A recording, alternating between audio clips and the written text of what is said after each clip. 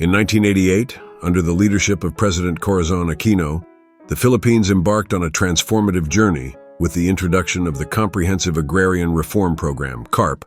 This ambitious initiative aimed to redistribute both public and private agricultural lands to the country's farmers, thereby promoting rural development and addressing long-standing land inequality. Farmers' hopes soared with the promise of land ownership, foreseeing a future where their hard work would no longer enrich only landlords. A decade later, in 1998, significant amendments were made to the Comprehensive Agrarian Reform Law, CARL, to tackle the program's nagging issues. These changes were designed to close the loopholes that had slowed the pace of land redistribution and allowed certain landowners to evade the law's reach. By accelerating the land transfer process and tightening enforcement, the amendments aimed to bring the dream of land ownership closer to reality for many more farmers. For the Filipino farmers, these reforms were both a blessing and a battleground.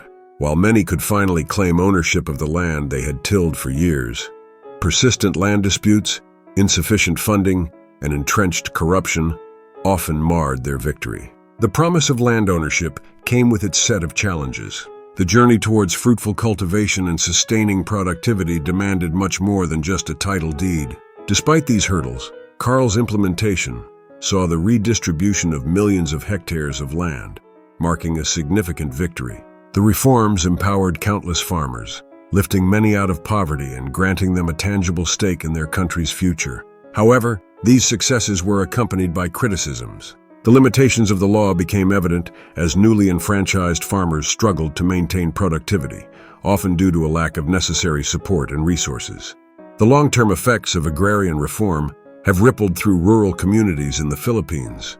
Agrarian reform has been a catalyst for social justice, transforming the socio-economic landscape and improving the livelihoods of countless farmers.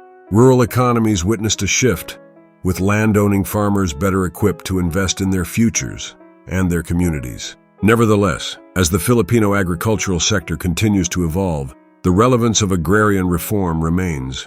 Calls for further amendments and enhanced support systems for farmers are still prevalent, underlining that while significant progress has been made, the journey is far from over. The Comprehensive Agrarian Reform Law remains a landmark in Philippine history, embodying the nation's efforts to rectify land inequality and uplift the lives of millions of farmers. The 1998 amendments marked a crucial step forward, yet the ongoing struggle underscores the need for continual evolution in agrarian policy.